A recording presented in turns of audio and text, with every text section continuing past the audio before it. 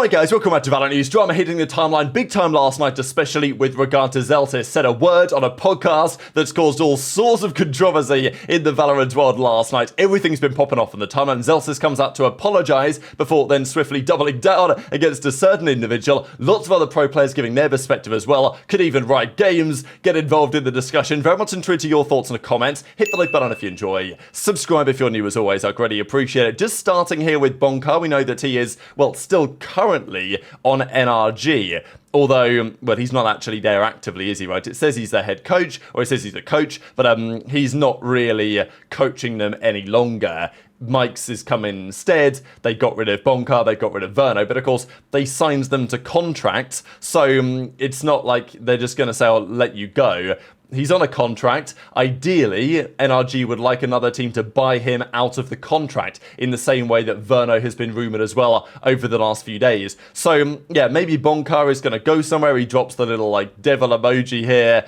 Exactly what's happening there, who really knows? But yeah, we'll see if there's any reaction, because there's definitely been some talk about it, and maybe there was even a clip here from Ardiis. I'll just see exactly what he has to say. 6 EMEA orgs wanted Bonkar, none of them got Bonkar, and NRG obviously got him instead. So and now they kicked him and benched him, right? So exactly which team he might go to, whether there is an EMEA team that want Bonkar instead. But yeah, Ardiis saying that these guys are absolutely clueless, always entertaining from the man himself. This is also interesting. I know a few guys will have noted this, and I think it was a major discussion as soon as people saw this, that the new steel pallets or whatever, like the steel wall that prevents you from wall banging into B, it doesn't go the whole way. They could have made it go the whole way if they wanted to, but it doesn't go the whole way, and therefore there is an option to wall bang from this exact point.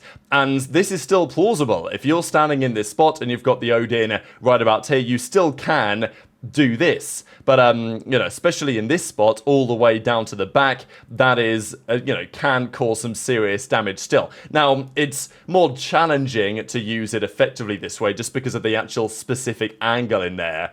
Like the other way, wall banging from the left side, there were just, you can hit everyone in the corridor, whereas this way, you can only hit them in a very specific avenue, but you still can be effective in this way. Now, Riot confirms that this is intentional, which kind of course it is, because otherwise they would have extended it the whole way. But yeah, Diego says, this is intentional. We wanted only to stop wall spam directly on the barrier in the first few seconds of the round. We think keeping a portion of the wall spammable is fine. We believe this version is healthier from a counterplay perspective. So yeah, I'm not opposed to having it as an option, just I think the way that it was before was probably a little bit too much. I think it's also nice that the angle you have to play in order to wallbang this is, you know, kind of a difficult spot to escape from, right? Like you're kind of committed to the fight at that point if somebody challenges you. So yeah, I think it's a pretty good change, to be honest. Now, let's talk about the drama. So Sarah, aka Coffee Goldfish, a character that we're going to get into here in the coming minutes, mentions the following tweet yesterday. Zellsis dropping the R-slur on the uncensored cut of the Send podcast and none of them reacting.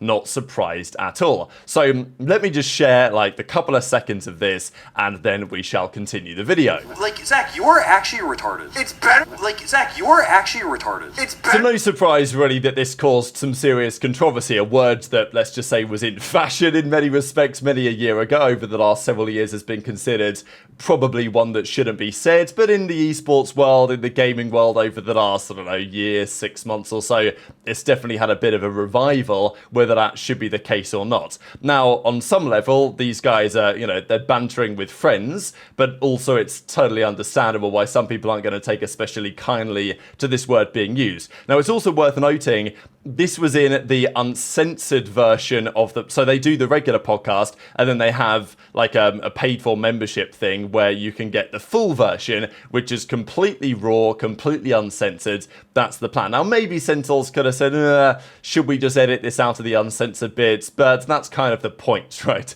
Like that they just put it in there raw as it is. Of course, people like Shanks were giving their perspective in the replies, and it all got rather dramatic all rather quickly. Even as Vanity says, now retired, it's called uncensored, and they're mad at it being uncensored. I don't know, bro. So, yeah, this was kind of where things initially started to gain some traction on the day, and then Zellsis came out with an apology. This is, of course, very interesting. Like, is Zellsis really sorry for what he said? I don't know. Like, that's a matter of a debate.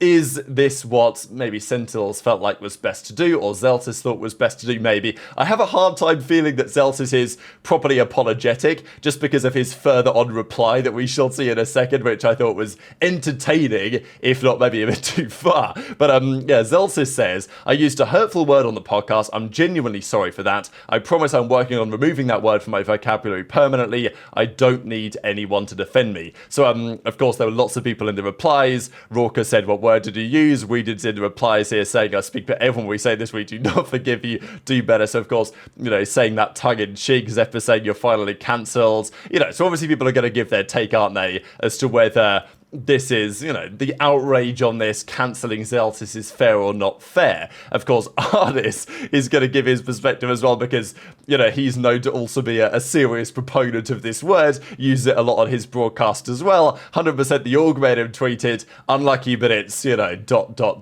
fill in the blanks from there. I actually brought up the tweet on the separate one if you guys wanted to have a look at it. So, you know, a bit of drama was then going back to the person who made the original tweet, right? So Sarah tweeted about this initially, and there were lots of people in the replies giving Sarah a lot of grief over this at the time, and, you know, as is described, I'd also like an apology for all the harassment that I got for this, smiley face. And Sarah also replied to the original tweet as well that we'll see in a second. Now, I don't really know what the context is behind this VCT Scrims reply, but I just thought I'd share it because it was obviously getting a bit of drama, again, popping off on the timeline, so, you know, I just wanted to bring you guys that. And then Sarah also replied to the original tweet to say, if you could tell people to stop harassing me, that would be nice too, smiley face. Now, you know, there were plenty of replies to this, obviously 138 likes, 90 replies, always a bit of an interesting ratio to have a look at there. And then this was the reply that has now been deleted by Zellsis, but really did cause the drama of the day. Even Ye was replied to it as well with the flushed face emoji. And this is what it said. I've been nothing but nice to you, even after you personally attacked me when I haven't done or said anything to you. So I think there's clearly history here with Coffee Goldfish before this particular tweet. I don't think you should be getting harassed, but stop being an ugly bitch and maybe people would be nicer to you. So, I mean, that's a pretty outrageous second sentence, really, I thought, from Zellsis. As I say, there's clearly a bit of history here before just this interaction last night. Now, the whole, like, you know, ugly side of things, it's like, you know, is he talking about from, like, an appearance perspective or from a personality perspective? I think the impact there is slightly different. Obviously, Zellsis having tweeted this, and it's not like this tweet was deleted within 2 minutes. Like, this tweet lasted for some time before either Zellsis or maybe the org said, maybe we should probably get rid of this one off the timeline. But, you know, regardless, it was causing a lot of controversy and drama and entertainment, and even, you know, there was a tweet here after it got deleted with 6,000 likes, everyone was talking about it. So, yeah, intrigued to your perspective in the comment section below. There was obviously further drama as well, because, you know, like Safe says, maybe we do need K-popification. There was a tweet, I didn't really share it in a video, but there was a tweet a while ago talking about how K-popification, whatever that even means, has ruined Valorant or something, and, you know, there's been some debate about it. But it was further drama as well, right? So Vanity tweeted out, why are all of the people who are upset look the same? Something's off with the earth currently. And then Sarah says, look in the mirror, you bleached or you beached walrus. Generally you need to die. Thanks for announcing to the world just how pathetic and bitchless you are. And then Vanity then replied to that and said, I've had a girlfriend for 5 years. You've never touched a human in your life. Keep seeking attention. Pig emoji. So, I mean, man, like, it's all going on yesterday. So, yeah, it's genuinely remarkable. This is North American Valorant, baby. And the tweet that Zellsis then deleted was then doing the rounds as a new copy pasta. We have Booster here saying, I've been nothing but nice to you, quote tweeting FNS from the end of January, and, you know, maybe this is going to live on in the memory. So intrigued to your thoughts, in the very least, in the comment section below.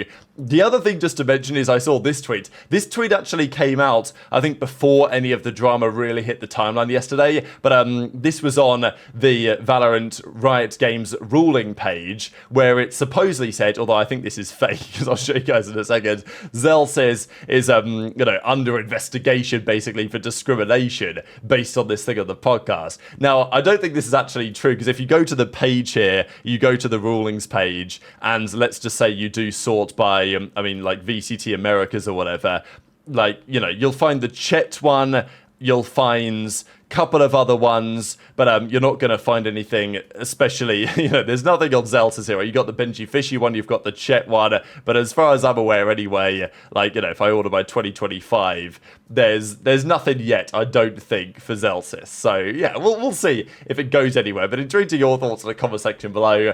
Just sensational drama. The other thing that I wanted to mention for you guys just before we close out the video was this. So VCT Scrims put out his tier list for the Americas. Now, I don't think this is not fully based on scrims. It's not, there is obviously some results-driven incentives here in terms of how they did at the kickoff and stuff.